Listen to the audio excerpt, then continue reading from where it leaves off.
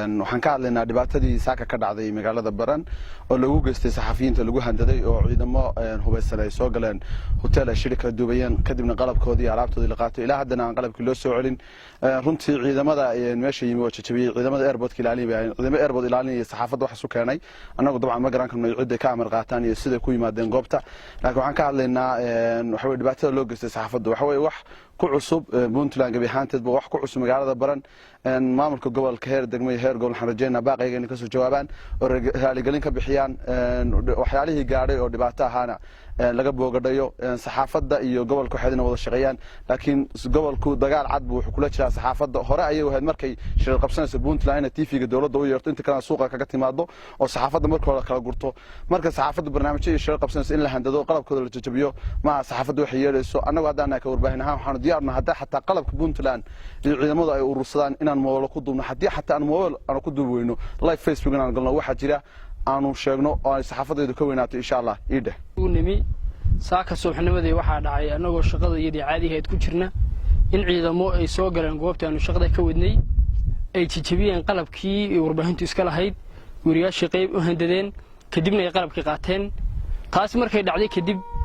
waxa ay sheegeen qoliyihii qalabkaasi qaatay wariyaasha ku yiraahdeen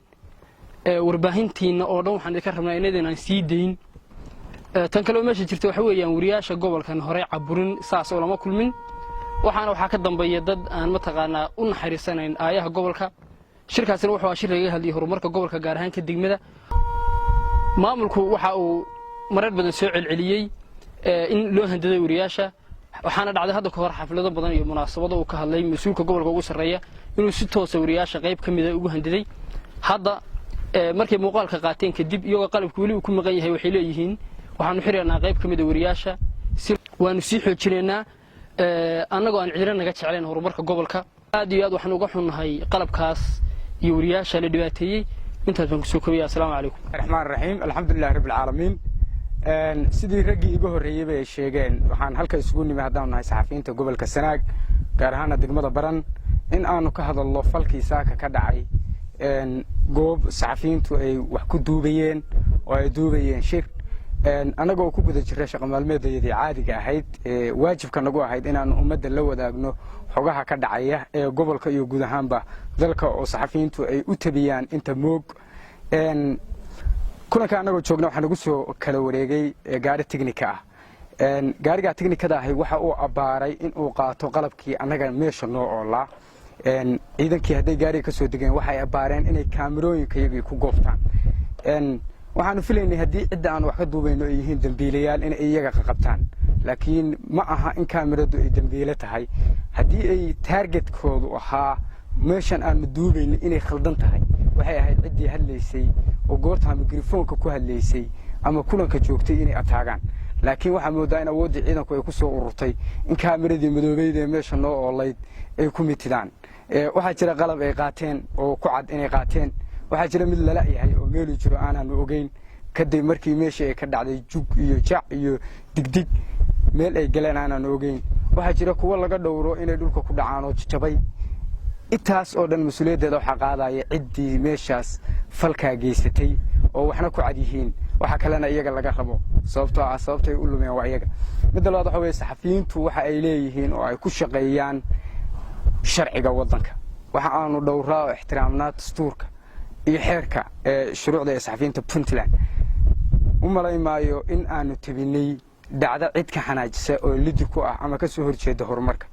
u malaymaayo inay jirto saxafiyiintu inay ka shaqeeyaan waxaas cid naga jecel horumarka magaalada iyo guud ahaan gobolka iyo dalka ma ay jirto waxa aanu la hadalay meelo badan oo arintan aanu kala hadalay waxa aanu isku daynay in arintan aanu hoos u dhamayno oo la keeno qalabkii oo wax la baayo laakiin waana la ka dhaga adayg waxa nasiib darro ah in askari aan aqoon shuruucda saxafiyiinta iyo saxaafadda midna in uu yiraahdo kaamiradiina ilaa aad liidaan idin siimayo annaguna ma ogolaan doono in nala faafreebo oo waxaanu nahay saxafiyiin madax bannaan oo ka madax bannaan in waxa aanu bulshada u soo gudbinayno askar iyo dad aan media wax ka aqoon ay tafatiraan waxa aan rabaa in aan ugu dambeyn u soo jeediyo maamulka gobolka iyo degmada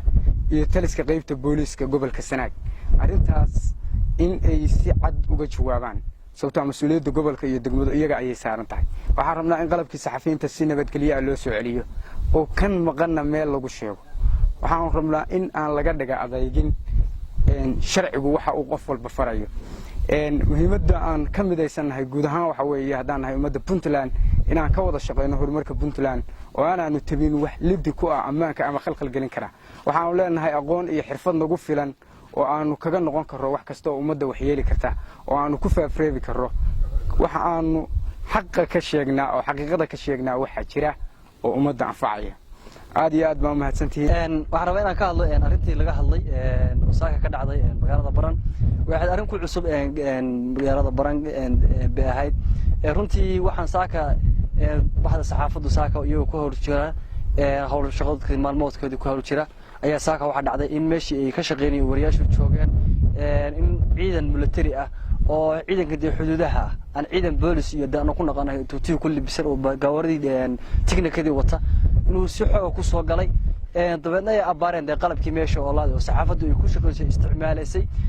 loo gashay wali wariyaasha gacan ka hadal iyo waliba hanjabaad iyo wax inta si dheer oo kasba loo gashay taa waxa ka dambeeyay marka waan garanay ciidanka meesha ay ka yimaadeen mas'uulka ugu sareeya gobolka runtii waa nasiib daro inuu soo amro ciidan military oo yiraahdo shacab meel ay joogaan iyo aan military joogin aan dawlad lagu burburinayn oo dawlad kaleeto iyo nidaam kaleeto aan wax lagu qabto lidda amniga ku aan lagaga hadlayn inuu military u soo diro oo yiraahdo cagta la soo dhaco waxay qalabka isticmaalay saxafiyiintuna soo burbur inuu yiraahdo waan isla gudoomiyaha wax malay shaqadii loo idmaday inuu baalmaro u maleena waxay inuu shacabka ilaaliyo xuquuqda baha saxaafadda ilaaliyo dhammaan intii wax muuqday inuu ku tuntay haddana waxa leenahay wariyaashii qalabkooda la qaatay alaabtooda la qaatay baha saxaafadda wixii laga qaatay hal loo soo celiyo anagu mar walba waxaan jecelahay inaanu ka hadalno oo baahino wixii samaha ah ma jecelin burburinta wadanka cidina naga dhaqaale badan qof wadanka ku dhasho oo wadan qof meel kale ka yimaado ma jiro wadanka burburinaya marka waxa leenahay sida ugu dhaqsiyaha badan in maasiyadka aan u dirano dawlad uga jawaabto loona soo celiyo qalabkii gacanta lagu dhigay iyo kii aan la garanay inay ka jawaabeen meel laga yimid aan la garanay baa jira oo maqande oo meel ku ciyaar meesha buuq baa ka dhacay cid doonta soo gashay alaabta maqan marka cid ku maqantay cid keentay burburinta iyo waxa kan dhacay meesha ka dhacay baa laga rabaa in mas'uuliyadda inay qaato waxaan ka hadlaynaa arrintii maanta dhacday oo ahayd arrin liddi ku ah saxaafadda saxaafaddu waa xor anaga cid naga jecel dalkayaga iyo dadkayaga ma jirto wax macnihii dalka kan ku ah liddi macnihii ma anagaaba jeclayn aan sii deeno shaqada iyadu waanu naqaanaa shaqada waxay tahay wixii aanu aragnay in dalka dadka ay manfaacad u tahay shacabka kana ay macnihii ay kicin shacab ama kicin bulsho ahayna inaanu ka shaqeyno waa danahayaga ciidan baana soo weeraray kamerooyinkiina ka jajabiyey feer iyo laad baan nala dhacay hatta ciidankana soo weeraray ciidan aanu oran karno waa boolis oo ay baran leedahay ma ahayn ciidan aanu haybtooda garanayno iyo meesha ka yimaadeen bay ahayd ciidankaasi magaalada boolis bay leedahay haddii dawladda ka jirto oo dee saxaafadda macnisi boolis baa noo iman loo naqabalay ciidanka boolis baa ma ahay meel ka tisay boodka meel kale ka shaqeeyaan arrintaasi waxaan leenahay waa arrin lagu gafay saxaafadda waxaan ugu sheegaynaa maamulka gobolka ka degmadaba waa in saxaafaddu ay wixii xaq u leedahayna ay hesho wixii maamulka gobolka ama maamulka degmada ama dawladdu xaq u leedahay aan siino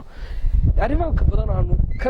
maatoobi jirnay baa jirto ahayd in marka ciid timaado ama ay hawlo dhacdoba in saxaafadda dawladda kaliya loo yeero inta kale saxaafadan waxba laga soo qaadi jiray taasna waxaana mid aan isaga dul qaadi jirnay aaminsan jirnay anaga jecel aan dalkayga u shaqeyno ummadda u shaqeyno wixii wanaagsan ummadda wax u tiri karaan ka shaqeyno laakiin waa nala fahmi waayeen qolihii maamulka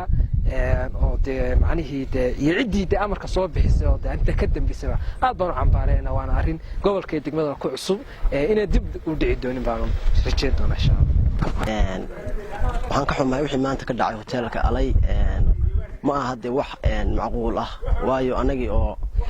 shaqadeedii qabsanayna ayaa waxa dhacday waxaan ku soo qaaday weerar iyo handadaad waxaan noo yimid ciidan meel ka yimaadeen aan la garanay oo leeyahay markii doonta airportka meelahaas ka yimaadeen ciidankaas waxay sameeyeen waxayagii bay nagu qabsadeen kaamirooyinkii bay naga qaateen qayb waa la leeyahay hadda qayb iyaga haysta macnaha aanu ciidan kuma ogeyn wariyayaal kuma ogeynaan waxaan ku ogeyn ciidan inay sharcigooda ilaaliyaan laakiin waxaan u maleynayaa ciidan waxay hayeen aan sharci waxba ka garanayn qaynuun garanayn meesha iska yimi oo macnaha si wax gaar watay oo nidaam gaar ah ku soconayay marka sida la ajligeed waxaan leenahay anagu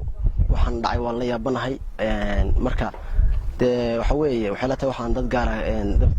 dabada ka riixaya muhiimna ma aha in macnaha wariyaasha lagu ciyaaro wariyaasha xilli xaq dhowr ma aha wariyaasha dadka burburinaya kuwa dalka dhowraya